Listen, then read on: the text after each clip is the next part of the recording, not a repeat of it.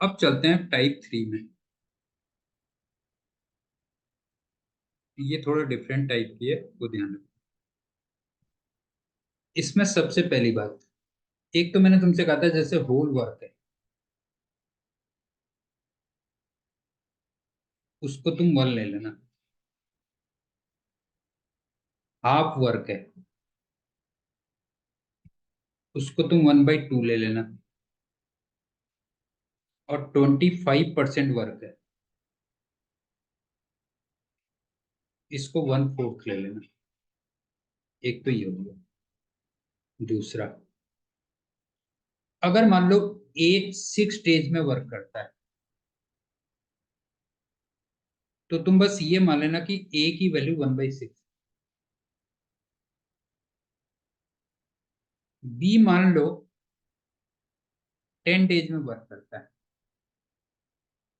तो इसका मतलब तुम कह देना कि बी की वैल्यू 1/10 है। और मान लो किसी क्वेश्चन में दे रखा है A+C 15 डेज में करता है मान लो, तो तुम इसका मतलब ये कह देना कि जैसे A+C की जो वैल्यू वो 1/15 है। मेरे ख्याल से ये भी क्लियर होगा। ठीक। तीसरा पॉइंट, अब जैसे तुमने ये 1/6 1/16 इस टाइप से किया मान लो, ठीक। या इस वाले में तुम मान लो ये कहते हो कि A+B in how many days, how many days. तो तुम सिंपली क्या करना कि जो आपने ये निकाला है A+B इंटू टी कर देना, और इसको लिख लेना होल वर्क। अगर वो कह रहा है कि पूरा काम कितने दिन में करेगा, तो इसको 1 कर देना और यहां से टी फाइंड कर देना। और एक लास्ट पॉइंट, मान लो किसी में तुम्हारे डी की वैल्यू मान लो 1/40 आती है, तो इसका मतलब यह है कि D completes the work. D completes the work in 40 days.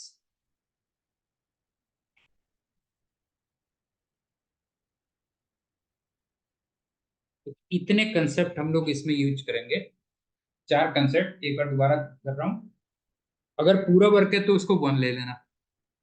Half work है तो 1/2 ले लेना वर्क को। 25% वर्क है तो 1/4 ले लेना वर्क को। दूसरा, अगर तुमसे मान लो ए कहता है कि 6 डेज में कर रहा है, तो ए की वैल्यू को 1/6 ले लेना। और मान लो A+C आपसे कहता है 15 डेज में कर रहा है, तो A+C को मिला के तुम 1/15 ले। फिर मान लो तुमसे कहते हैं कि A+B, जैसे इन दोनों को मिला के, इन दोनों को मिला के कहता है कि A+B मिला के कितने दिन में वर्क करेंगे, तो तुम क्या करोगे 1/6 + 1/16 इंटू टी। मतलब इसमें करोगे तुम 1/6 + 1/16 इंटू टी। इसको 1 रख लेना और यहां से टी फाइंड कर लेना। और एक लास्ट मैंने तुमसे कहा कि मान लो किसी में कैलकुलेशन के बाद डी की वैल्यू 1/40 आती है, ठीक। तो इसका मतलब ये होता है कि डी उस काम को 40 डेज में कंप्लीट करेगा, इसका ये मतलब होता है बस। अब एग्जांपल्स देखो तो और क्लियर हो जाएगा।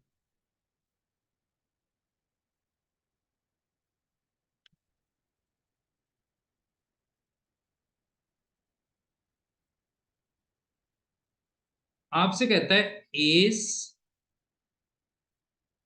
2 डेज वर्क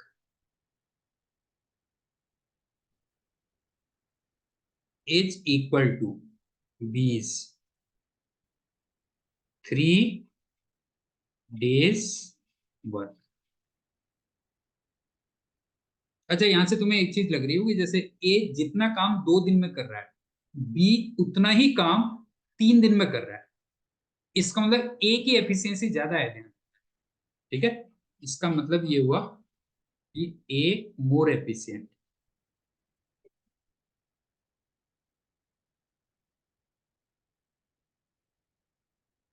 और एक चीज और, जैसे हमने ए लिखा था ना कि ए की वैल्यू 1/6, बी की वैल्यू 1/10 कर देना, तो इसके हिसाब से ये भी हो गया कि इसका मतलब ए की जो वैल्यू आएगी वो बी से क्या आएगी, मतलब ज्यादा आएगी। समझ में आया? ए जितना काम 2 दिन में कर रहा है, बी उतना काम 3 दिन में कर रहा है, तो तुम्हें लग ही रहा होगा कि ए ज्यादा एफिशिएंट है। तो वो जो a equal to 1/6, B equal to 1/10 कर रहे थे, इसका ये भी मतलब है कि a की वैल्यू b से क्या है, ज्यादा है। ठीक, एक तो ये दे रखा था तुम्हें कंडीशन। और दूसरा कह रहा था a किसी काम को 8 डेज में कर लेता है,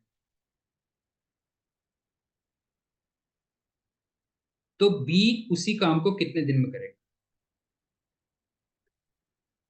ठीक, तो देखो, सबसे पहले तो यहां से तुम्हें दिख रहा होगा 2a की वैल्यू 3b के इक्वल है। इसका मतलब क्या हुआ, b की जो वैल्यू है वो 2/3 ऑफ a है। लेकिन a की वैल्यू मैंने कितनी बोली थी तुमसे, याद करो। ए को मैंने कहा था तुम ए को 1/8 लिखना, नहीं है ये बोला था। तो बी की वैल्यू कितनी हो गई, होता 2/3 इंटू 1/8, तो ये 1/12 आ गई। और फिर मैंने बताया था कि अगर जैसे बी मान लो 1/12 आ रही है, तो इसका मतलब बी कितने दिन में ये काम कंप्लीट करेगा। Therefore B will complete in 12 days.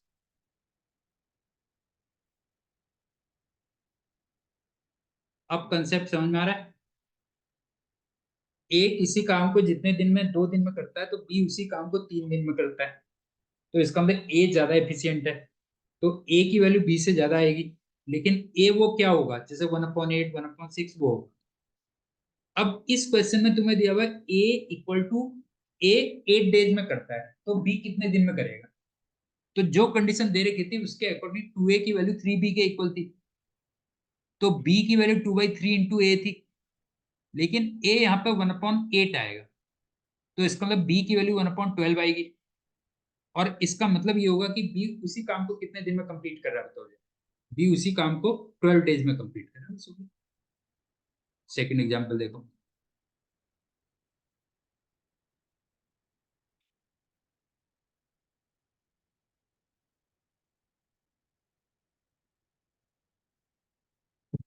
4 days of as,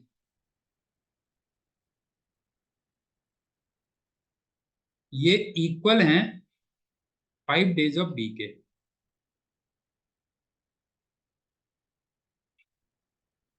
6 days of B,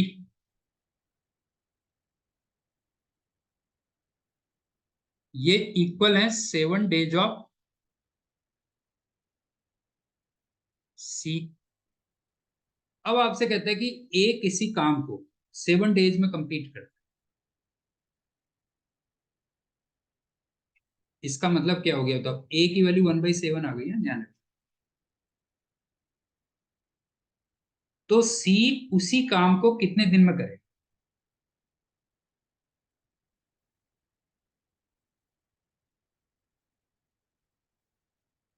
अब जरा इन इक्वेशंस को देखो, यहां पर दे रखा है 4a इक्वल टू 5b, और इधर देखो 7c इक्वल टू 6b। समझ में आया बताओ? पहले में दिया हुआ है 4a इक्वल टू 5b, और दूसरे में देखा है 7c/6b। अब दोनों को डिवाइड कर दो, तो b और b दोनों कैंसिल हो गए। अच्छा, मैं इसीलिए क्या किया था ना, मैंने b को दोनों को राइट हैंड साइड में ले गया था ताकि कैंसिल हो जाए। ठीक, तो यहां से जरा देखना c की वैल्यू कितनी आ रही है, तो c की वैल्यू मेरे ख्याल से आ रही है 24/35 इंटू ए। ठीक, अब a कितना दे रखा है, 1/7 दे रखा है, क्यों, a दे रखा 1/7, तो ये आ गया 24 अपॉन 35 इंटू 7। कैलकुलेशन देखना सही है? हाँ ठीक है। तो इसका मतलब इसको ऐसे लिख सकते हो 1/35 इंटू 7/24। तो इसका मतलब सी कितने दिन में काम कर सकता है? जो है C can complete, C can complete in 35 into 7/24 days.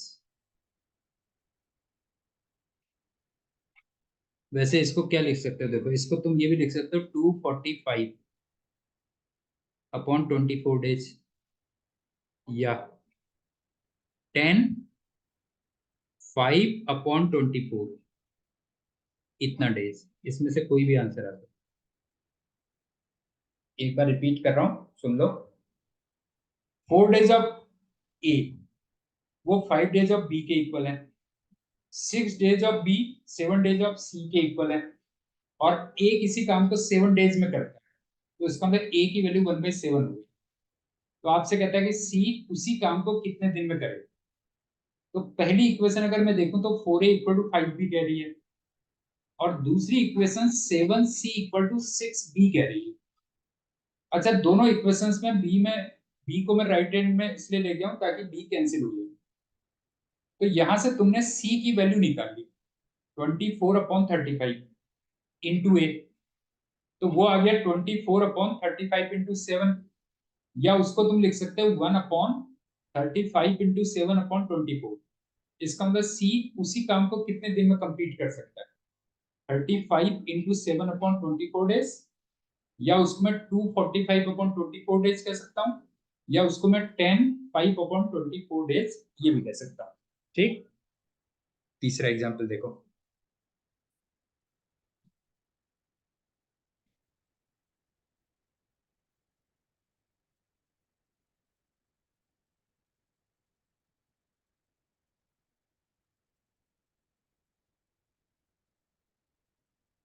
M 3 times good as N दिया हुआ है, लेकिन इसको और भी कई तरीके से कह सकता है। तुमसे ये भी कह सकता है कि एम 3 टाइम्स ज्यादा एफिशिएंट है, या आपसे कह सकता है कि एन 3 टाइम्स ज्यादा टाइम लेता है, या तुमसे कह सकता है कि एम 1/3 टाइम ले सकता है। ये सारी बातें एक ही है, ध्यान रखना। कि अगर आपसे ये कह रहा है कि M 3 times good as N, इसका मतलब एम की एफिशिएंसी एन की एफिशिएंसी 3 टाइम्स है। या तुम कह सकते हो कि किसी काम को करने में एन 3 गुना ज्यादा टाइम लेगा, या फिर एम 1/3 टाइम लेगा। मतलब सिंपल सा ये हो गया, यहाँ पे एम की वैल्यू 3n के इक्वल देगी।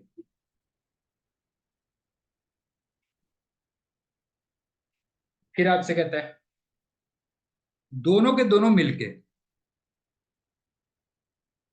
किसी काम को 30 डेज में कंप्लीट करते हैं, तो केवल एम उसी काम को कितने दिन में कंप्लीट करे। अब आप ये देखो कि दोनों के दोनों मिलकर 30 डेज में कंप्लीट कर रहे हैं। इसका मतलब m प्लस n की वैल्यू वो 1/30 हो गई। मेरे ख्याल से समझ में आ गया होगा। और इस वाली इक्वेशन से मैं n को m/3 भी लिख सकता हूं। तो इसका मतलब m plus m/3 equal to 1/30। तो ये आ गया 4m/3, ये 1/30, ये 10 टाइम्स कटा। तो यहां से m की वैल्यू तुम्हें दिख रही होगी 1/40 आ रही है। इसका मतलब m उसके काम को कितने दिन में कंप्लीट कर सकता है बताओ। इसका मतलब जो m है कैन कंप्लीट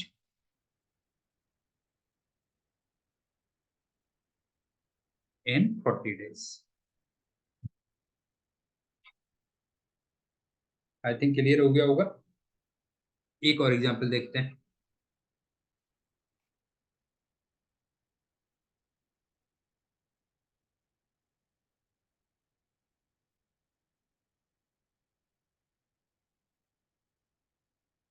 आपसे कहता है ए 3 times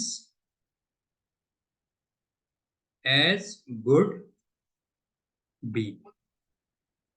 इसका मतलब ए की वैल्यू 3 भी दे रखी है, ध्यान रखना बेटा।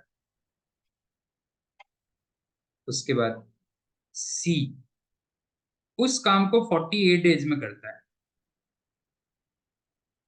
इसका मतलब सी की वैल्यू 1/48 दे रखी है। ये भी क्लियर हो गया होगा। और ए प्लस बी प्लस सी 16 डेज में करते हैं। इसका मतलब ए प्लस बी प्लस सी, ये 1/16 हो गया। तो आपसे कहता है कि बी एलोन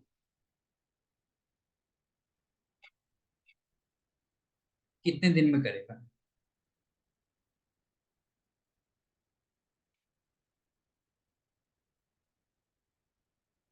अब देखो, यहाँ पे सी की वैल्यू हम ऑलरेडी कितनी निकाल चुके हैं, 1/48 निकाल चुके हैं।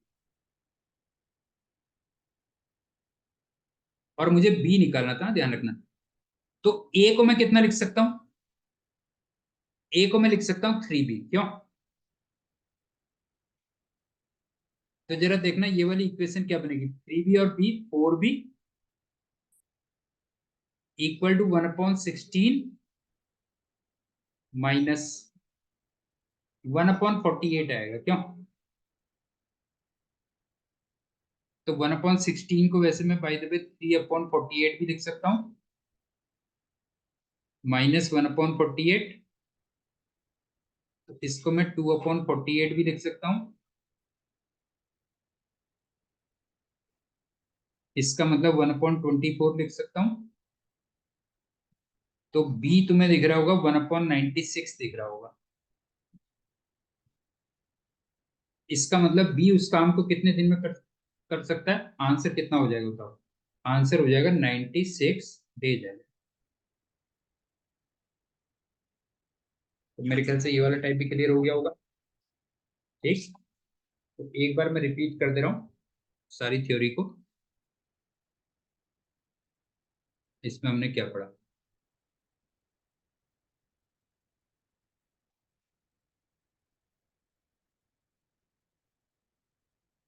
पहला, होल वर्क, इसको लिखोगे 1।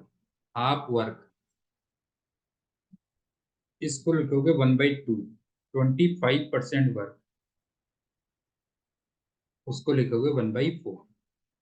दूसरा, अगर मान लो बी किसी काम को 10 डेज में करता है, तो तुम बी की वैल्यू 1/10 मान लो। तीसरा, अगर मान लो ए प्लस सी मिलके किसी काम को 15 डेज में करते हैं, तो इसका मतलब तुम ए प्लस सी को कितना मान लोगे, 1/15 मान लो।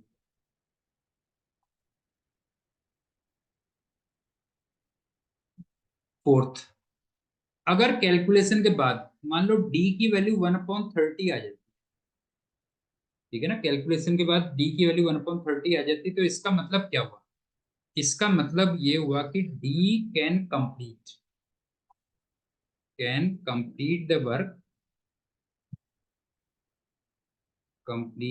द वर्क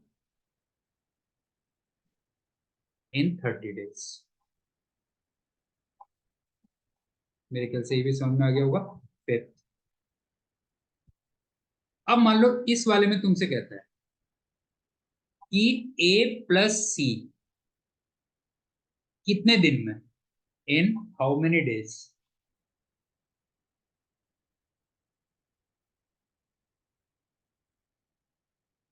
25% वर्क कर पाएंगे।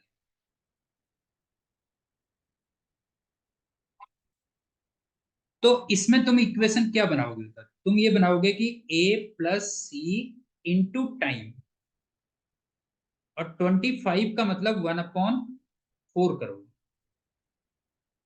और a प्लस सी का मतलब हो गया एक तरीके से 1/15 इंटू टी इक्वल टू 1/4। इसका मतलब t कितना हो गया? तो 15/4 डेज ये हो गया। और एक लास्ट पॉइंट, अगर आपसे कहता है कि a b से 2 टाइम्स गुड है, तो इसका मतलब a इक्वल टू 2 भी लिखोगे। या इसको तुम ऐसे भी कह सकते हो कि b 2 टाइम्स ज्यादा टाइम ले रहा है, या फिर a 2 टाइम्स ज्यादा एफिशिएंट है, और या फिर आप ये कह सकते हो कि जो a है वो b के मुकाबले केवल हाफ टाइम ले रहा है। और एक कभी कभी ऐसे भी लिखा जाता है कि 4 days of a is equal to 5 days of b, तो इसका मतलब 4a इक्वल टू 5b, तब ये इक्वेशन है। तो मेरे ख्याल से इतने कंसेप्ट से समझ में आ गया होगा। ये होल डे का मतलब 1, होल वर्क का मतलब 1, हाफ वर्क का मतलब 1/2, 25% वर्क का मतलब 1/4। बी अगर किसी काम को 10 डेज में कर रहा है तो बी को तुम 1/10 ले लेना। ए प्लस सी अगर किसी काम को 15 डेज में कर रहा है तो ए प्लस सी को 1/15 कह देना। अब इसी में तुमसे कहता है कि अगर ए प्लस सी मिलके किसी काम को, किसी काम के 25% वर्क को कितने दिन में करेंगे, तो फिर आप करोगे A plus C into T equal to 1/4। ठीक। और किसी क्वेश्चन में अगर आंसर तुम्हारा d/130 आ जाता है, तो इसका मीनिंग ये होगा कि डी उस काम को 30 डेज में कंप्लीट करेगा। अगर ए बी से डबल एफिशिएंट है तो ए इक्वल टू 2 भी कर दोगे। और अगर 4 days of A 5 days of B के इक्वल है, तो फिर आप 4a इक्वल टू 5b ये कर दोगे। तो इस वाली टाइप में इतना है।